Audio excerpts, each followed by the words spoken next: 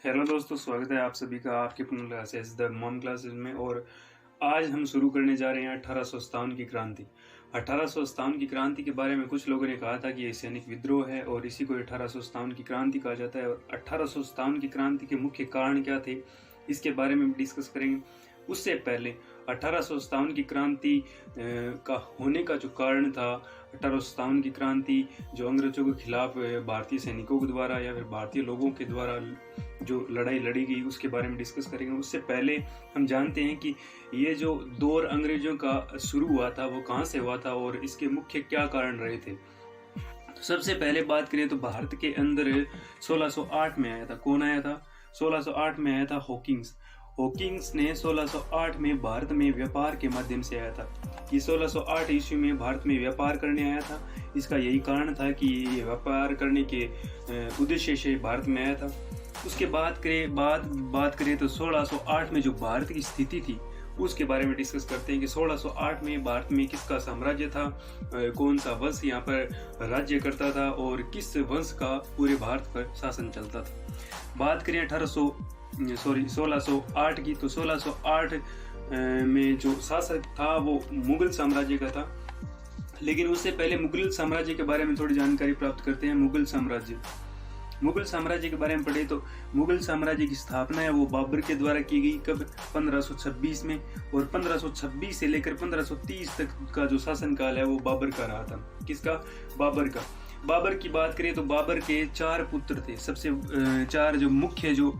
सबसे बड़ा था वो था हुमायूं। हुमायूं के बाद था कामरान के बाद था हिदाल और अश्करी। ये 4 बेटे थे किसके? बाबर के। और बाबर के सबसे जो बड़ा बेटा था, जिसे बाबर ने अपना उत्तराधिकारी घोषित किया था, वो था हुमायूं। कौन था? हुमायूं के का जो शासनकाल है वो 1530 से लेकर 1540 के बीच रहा था। कब? 1530 से लेकर 1540 तक हुमायूं ने शासन किया था। हुमायूं के बेटों की बात करें तो इनमें 2 प्रमुख जो थे वो एक था अकबर और दूसरा था मिर्जा हकीम। कौन था? मिर्जा हकीम था। अकबर का जो शासनकाल है वो 1556 से लेकर 1605 ईस्वी तक है। कब तक? 1556 से लेकर 1605 ईस्वी तक अकबर का शासनकाल रहा। अकबर के बाद बात करें तो अकबर के जो वंशज थे या फिर जो बेटे थे, सबसे जो उत्तराधिकारी के लिए चुना गया था वो था जहांगीर, जिसे हम सलीम कहते हैं, जिसका शासनकाल है वो 1605 ईस्वी से लेकर 1627 ईस्वी तक रहा था। और अकबर के जो बेटे थे उनमें एक मुराद था, एक दानियाल था। कौन था? मुराद था, दानियाल था। और अकबर का जो उत्तराधिकारी बना था वो जहांगीर था। और ये वही जहांगीर है जिसका बचपन का नाम था सलीम।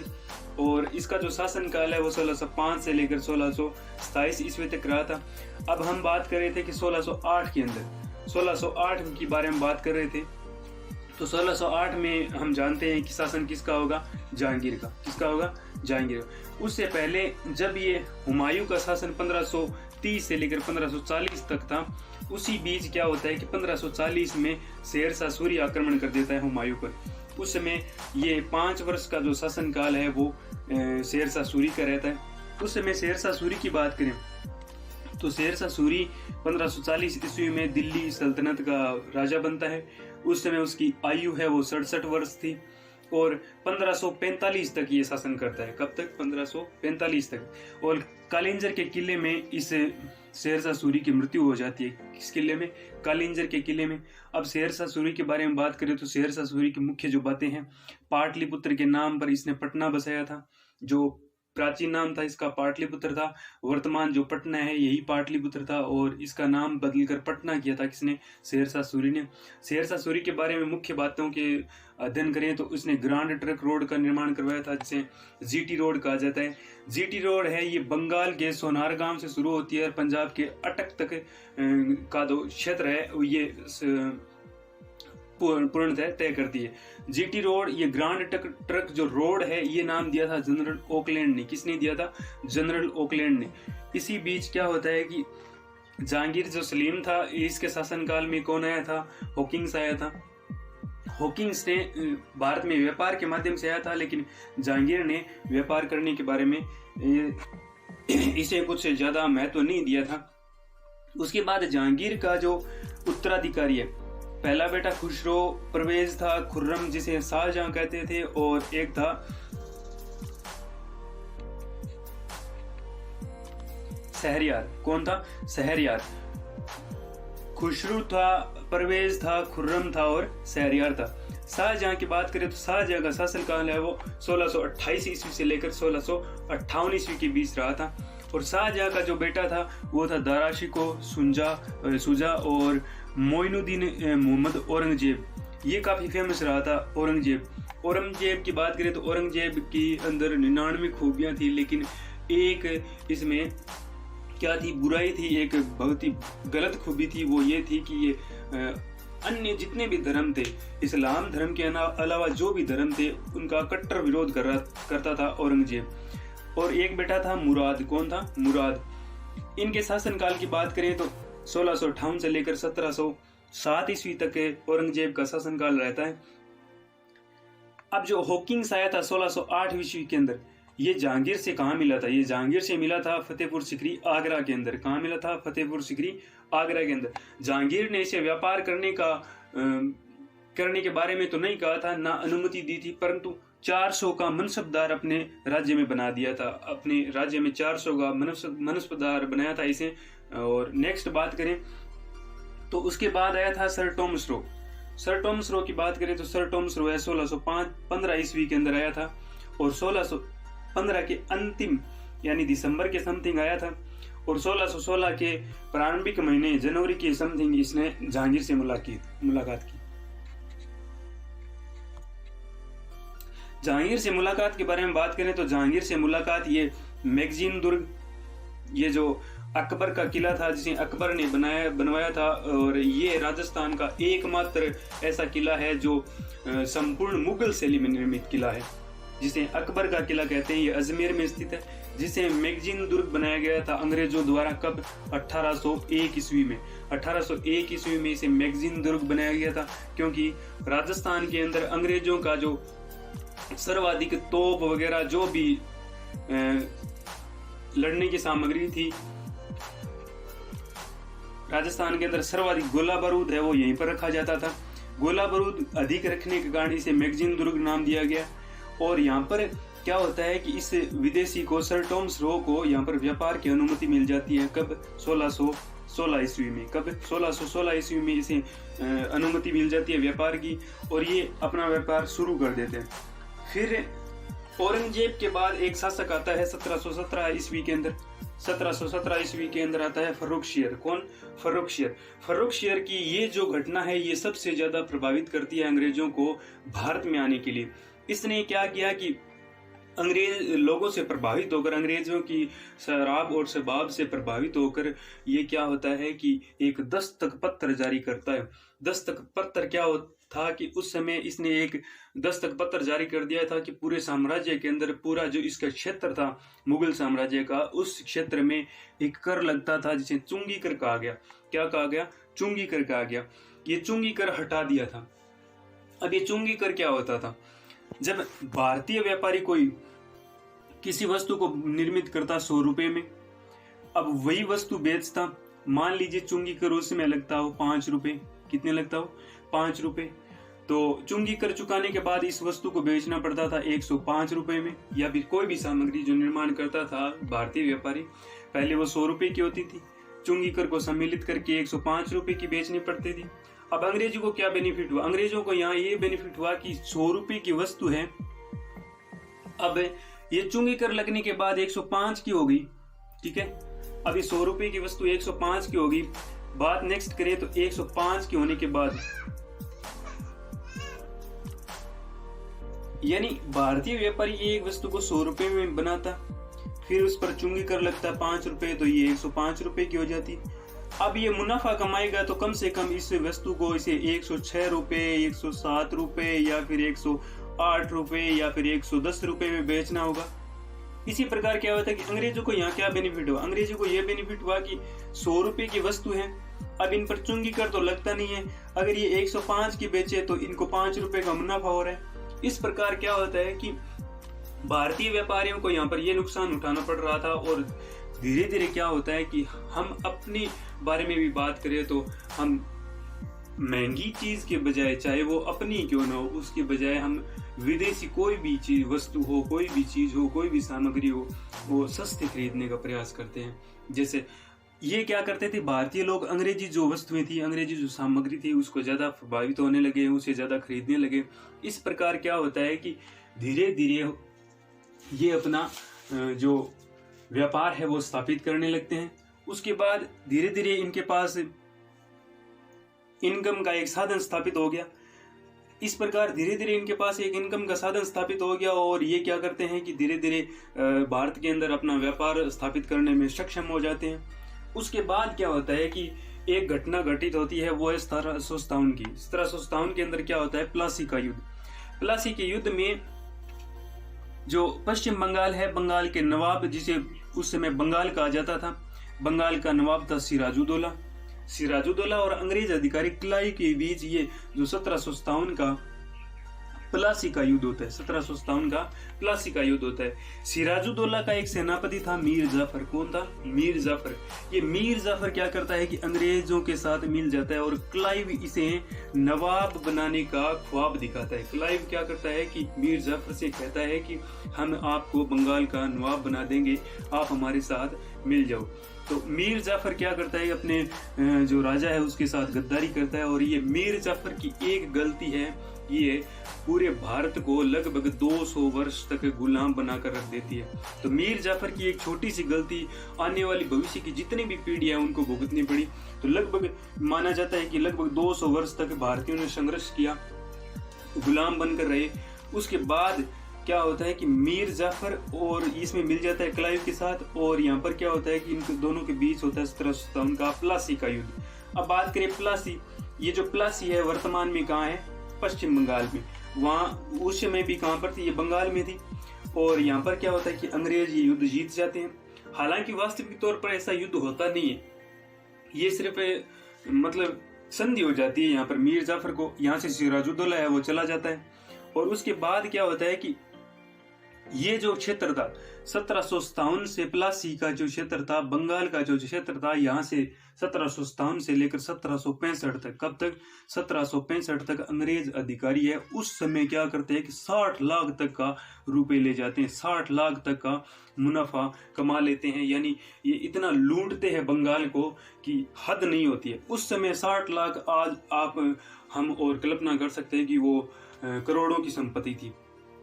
तो उसके बाद क्या होता है कि 1764 में एक फिर घटना घटित होती है जो कि 1857 की क्रांति का मुख्य कारण बनती है कि हमारे जो गुलाम का जो क्षेत्र है वो स्टार्ट होता है अंग्रेजों के द्वारा।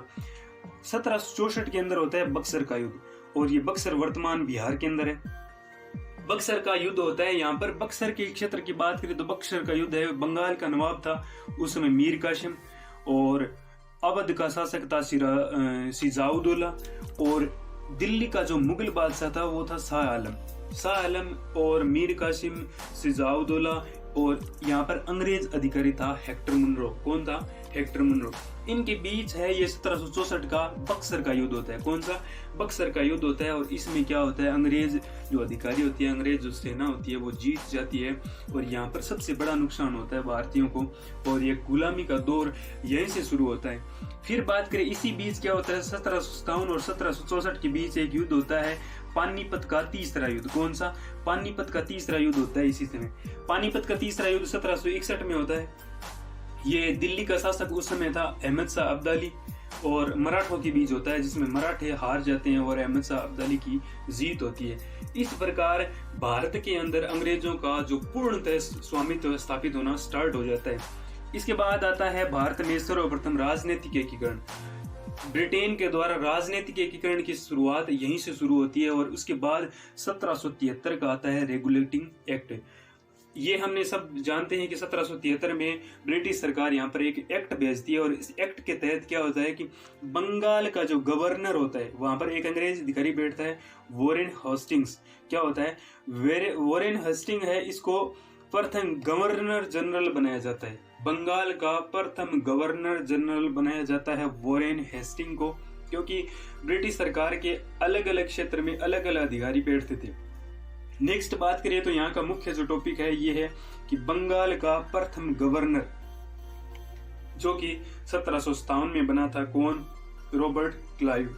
ये वही रॉबर्ट क्लाइव है जिसने प्लासी का युद्ध लड़ा था। ये 1757 से लेकर 1760 तक है, क्या करता है, बंगाल का प्रथम गवर्नर बनता है। सॉरी, गवर्नर जनरल की बात करें तो प्रथम गवर्नर जनरल बनता है लॉर्ड विलियम बेंटिंग। प्रथम बंगाल का गवर्नर बनता है रॉबर्ट क्लाइव। इसके बाद पद आता है वायसराय या फिर अंतिम गवर्नर। अंतिम गवर्नर था कौन? Lord Canning. और प्रथम वायसराय कौन था? Lord Canning. अंतिम वायसराय की बात करें तो लॉर्ड माउंटबेटन था। कौन था? लॉर्ड माउंटबेटन था। स्वतंत्र भारत का प्रथम गवर्नर जनरल, स्वतंत्र भारत का, जब भारत स्वतंत्र हो जाता है उस समय गवर्नर जनरल था माउंटबेटन। और अंतिम वायसराय कौन था? माउंटबेटन। इसके बाद स्वतंत्र भारत का प्रथम व अंतिम भारतीय गवर्नर, एकमात्र अंतिम और प्रथम एक ही बार बना था भारतीय गवर्नर, वो था सी राज गोपालाचारी। कौन था? सी राज गोपालाचारी। ये जो क्षेत्र होता है, ये हमने वायसराय के बारे में बात की, गवर्नर के बारे में बात की, गवर्नर जनरल के बारे में बात की। ये जो मुख्य पॉइंट बन रहे थे इसलिए मैंने इनको सम्मिलित कर लिया। नेक्स्ट बात करें तो 1773 का रेगुलेटिंग एक्ट आया। उसके बाद आता है लॉर्ड वेलेजली, एक अंग्रेजी अधिकारी आता है लॉर्ड वेलेजली। लॉर्ड वेलेजली की जो सहायक संधि है, लॉर्ड वेलेजली की जो सहायक संधि है वो काफी ज्यादा महत्वपूर्ण लाती है अंग्रेजों को अधिकार स्थापित करने में। लॉर्ड वेलेजली आता है 1758 के अंदर। 1758 में इस जो सहायक संधि थी, इसका जो मुख्य बातें थी वो कुछ इस प्रकार से थी कि सहायक संधि की जो बातें ये थी कि रियासत में एक ब्रिटिश अधिकारी, यानी जो रियासत अंग्रेजों के साथ सहायक संधि करना चाहती है, उस क्षेत्र में, उस रियासत के अंदर एक कुर्सी है, वो एक अंग्रेज अधिकारी की लगेगी, यानी वो पॉलिटिकल एजेंट बैठेगा ब्रिटिश सरकार का। दूसरी बात थी विदेश नीति। विदेश नीति का तात्पर्य ये है कि सीमा को बढ़ाना, घटाना या फिर कहीं पर आक्रमण करना, किसी के साथ बातचीत करना, किसी के साथ विवाह संबंध स्थापित करना, ये सारी विदेश नीति के साथ सम्मिलित थी। ये भी अंग्रेजों के अधीन होनी चाहिए, यानी अंग्रेज कहे कि आपको यहाँ पर विवाह करना है तो करना है, इस क्षेत्र में विवाह नहीं करना है तो नहीं करना है। दूसरी बात ये थी विदेश नीति। पहला था एक ब्रिटिश अधिकारी आपको अपनी रियासत में बिठाना होगा। तीसरी बात थी कि आपकी जो आय है, आय का 1/3%, कितना? 1/3%, यानी आय का 33% है वो अंग्रेज अधिकारी को देना होगा, यानी अंग्रेज जो रियासत है, अंग्रेज अधिकारियों को सौंपना होगा अपनी रियासत का 33%। नेक्स्ट बात ये थी कि आपको 5000 सैनिक सुरक्षा दी जाएगी, एक पॉलिटिकल एजेंट आपके रियासत में बैठेगा और इन सब का खर्चा है वो आप ही को उठाना होगा। किसको उठाना होगा? जिस रियासत में हम अपना जो सहायक संधि स्थापित करते हैं वहां पर बिठाना होगा। इतनी सारी बातें होने के बावजूद भी क्या करते हैं कि कुछ भारतीय रियासतों के राजा होते हैं वो इस सहायक संधि में समझौता करते हैं या फिर शामिल होते हैं। कारण ये था कि उस समय जो मुस्लिम रियासतें थी, जो मुस्लिम शासक थे या फिर कोई भी भारतीय शासक था, वो मराठों से काफी ज्यादा परेशान था। मराठे जहां भी आक्रमण करते थे पूरे रियासत को तहस नहस कर देते थे, वहां पर जो कुछ था वहां पर सारा कुछ लूट लाट के ले जाते थे। इस कारण क्या थे, सारे जो रियासतें थी वो सब परेशान थी, किनसे? मराठों से। तो सभी रियासतों ने ये सोचा कि हम लॉर्ड वेलेजली की जो सहायक संधि है वो उसमें सहायक संधि कर लेते हैं ताकि हमें एक सुरक्षा मिल जाए।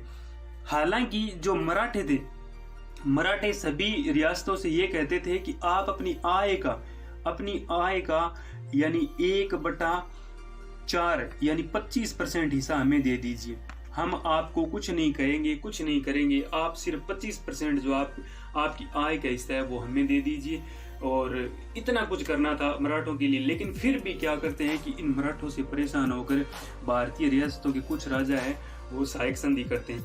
नेक्स्ट बात करें कि जो प्रथम रियासत थी, इस सहायक संधि में शामिल होने वाली प्रथम रियासत थी 1798 में रियासत थी, वो थी हैदराबाद। हैदराबाद का जो निजाम था उसका जो मुख्य होता था, जो शासक होता था, वहाँ का राजा होता था, उसे निजाम की उपाधि दी जाती थी। और निजाम अली फर्स्ट था, अली प्रथम था, जो हैदराबाद का निजाम था। और ये 1798 ईस्वी में यहाँ पर क्या करता है कि सहायक संधि में सम्मिलित हो जाता है। अब बात करें राजस्थान की प्रथम रियासत कौन सी थी जिसने सहायक संधि को अपनाया था, वो थी भरतपुर। कौन थी? भरतपुर। भरतपुर ने 1803 में यानी 29 सितंबर 1803 में शासक था यहाँ का रणजीत सिंह। कौन था? रणजीत सिंह। तो सहायक संधि पर हस्ताक्षर करने वाली जो रियासत थी वो थी भरतपुर, और यहाँ के शासक थे रणजीत सिंह। कौन थे? रणजीत सिंह। इन्होंने सबसे पहले लॉर्ड वेलेस्ली की जो सहायक संधि है वो अपनाई थी। कब? 1803 के अंदर, और ये 29 सितंबर 1803 में अपनाई थी। लेकिन पूछे विस्तृत रूप से या फिर व्यापक रूप से संधि करने वाली प्रथम रियासत थी तो वो थी अलवर। कौन सी थी? अलवर। अलवर ने 14 नवंबर 1803 में बख्तावर सिंह यहाँ के शासक थे, इन्होंने सहायक संधि पर हस्ताक्षर किए थे। नेक्स्ट बात करें, यहाँ तक जो पढ़ा है उसके जो टॉप क्वेश्चन बन सकते हैं वो डिस्कस करते हैं, जो मैंने पीडीएफ तैयार की है। पहला ये क्वेश्चन है कि दस्तक पत्र जारी करने वाला मुगल शासक कौन था? काफी सारे प्रश्न इस बात पर पूछे गए हैं कि दस्तक जो पत्र था वो किसने जारी किया था और वह कब किया गया था। जारी करने का जो डेट था फिक्स, वो कब, कौन से सन या कौन सी ईस्वी में अंदर किया गया था। तो मुगल बादशाह की बात करें तो वो था फर्रुखशियर, जो मुगल साम्राज्य से बिलोंग करता था। और सन 1717 के ईस्वी के अंदर, सन 1717 ईस्वी में दस्तक पत्र जारी किया था। किसने? फर्रुखशियर ने, जो कि अंग्रेजों का क्षेत्र बढ़ाने में, अंग्रेजों को यहाँ पर सत्ता स्थापित करने में महत्वपूर्ण योगदान देता है। कौन सा? दस्तक पत्र किसने जारी किया था? फर्रुखशियर ने। नेक्स्ट जो 2 नंबर पॉइंट यहाँ से निकल कर आया है वो ये है,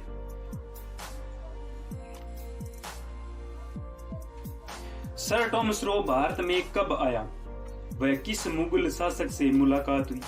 तो सर टॉमस रो है वो 1615 ईस्वी में भारत आया था और जहांगीर से मुलाकात हुई थी। किससे मुलाकात हुई थी? जहांगीर से मुलाकात हुई थी। किसकी? सर टॉमस रो की। ये महत्वपूर्ण जो बातें यहाँ तक निकल कर आई है वो हमने डिस्कस किया, जो मुख्य पॉइंट बन रहे थे। नेक्स्ट जो बात है कि मुगल बादशाह जहांगीर वह हॉकिंस की मुलाकात सबसे पहले आया था 1608 ईस्वी के अंदर। हॉकिंस है ये 1608 ईस्वी में आया था भारत में व्यापार के माध्यम से व्यापार करने का प्रस्ताव लेकर, और ये फतेहपुर सिकरी आगरा में मिला था। किससे? मुगल बादशाह जहांगीर से। कौन मिला था? हॉकिंस। नेक्स्ट बात करें, अगला जो पॉइंट है वो सहायक संधि का जन्मदाता किसे कहा जाता है। बहुत सारे एग्जामों में ये क्वेश्चन पूछा गया है कि सहायक संधि का जन्मदाता किसे माना जाता है, तो वो है लॉर्ड वेलेस्ली। और ये सहायक संधि का कब से शुरू होती है, तो ये 1798 में एक अंग्रेज अधिकारी आता है, वो है लॉर्ड वेलेस्ली, जिसकी जो संधि थी वो थी सहायक संधि, जो काफी महत्वपूर्ण है ये क्वेश्चन। नेक्स्ट बात करें तो पानीपत का तीसरा युद्ध किन के मध्य व कब हुआ? पानीपत का तीसरा युद्ध किन के मध्य और कब हुआ? तो पानीपत है ये वर्तमान हरियाणा में है, और ये वहां जब उस समय हुआ था ये 1761 में। उस समय क्या होता है कि दिल्ली का जो शासक होता है वो होता है अहमद शाह अब्दाली।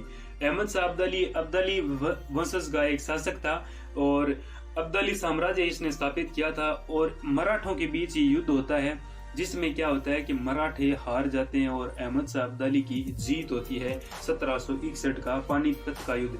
ये युद्ध होने के बाद क्या होता है कि मराठे हैं वो कमजोर पड़ जाते हैं, उनका जो राजनीति का क्षेत्र, लड़ने की जो प्रक्रिया, सब कुछ यहाँ पर तहस नहस हो जाता है, और यही मराठों के पतन का कारण बनता है। कौन सा? 1761 का पानीपत का तीसरा युद्ध, अहमद शाह अब्दाली और मराठों के बीच। ये काफी बार पूछा गया क्वेश्चन है, इसलिए हमने डिस्कस किया। नेक्स्ट, आपको अगर हमारे जितनी भी क्विज हुई है उनकी अगर पीडीएफ चाहिए तो आप व्हाट्सएप ग्रुप ज्वाइन कर सकते हैं। व्हाट्सएप ग्रुप ज्वाइन करने के लिए आप नीचे के नंबर पर क्या करना है कि आपको ऐड मी लिख कर भेजना है, ताकि हम आपको यहाँ पर ऐड कर सकें। नेक्स्ट बात करें कि अगर आपको ये मेरा जो प्रयास है ये वास्तविक तौर पर पसंद आ रहा है तो ज़्यादा से ज़्यादा शेयर करें।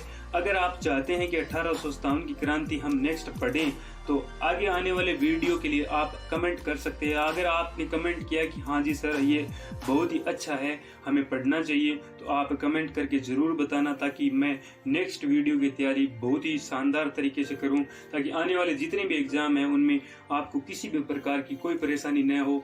और ये जो PDF प्राप्त करने के लिए आप व्हाट्सएप ग्रुप ज्वाइन कर सकते हैं। ये वीडियो देखने के लिए धन्यवाद। अगर दिल से अच्छा लगे तो एक लाइक कर देना, और द मॉम क्लासेस का एजेंडा है उसको फॉलो करते हुए मातृत्व के लिए, हम अपनी माँ से कितना प्रेम करते हैं इस विषय के लिए, अगर रियल में आप अपनी माँ से प्रेम करते हैं, हम भी करते हैं, सब करते हैं, ये स्वाभाविक सी बात है, लेकिन एक माँ के लिए आप एक शेयर कर देना। Thank you very much, have a good day. आप अपने लक्ष्य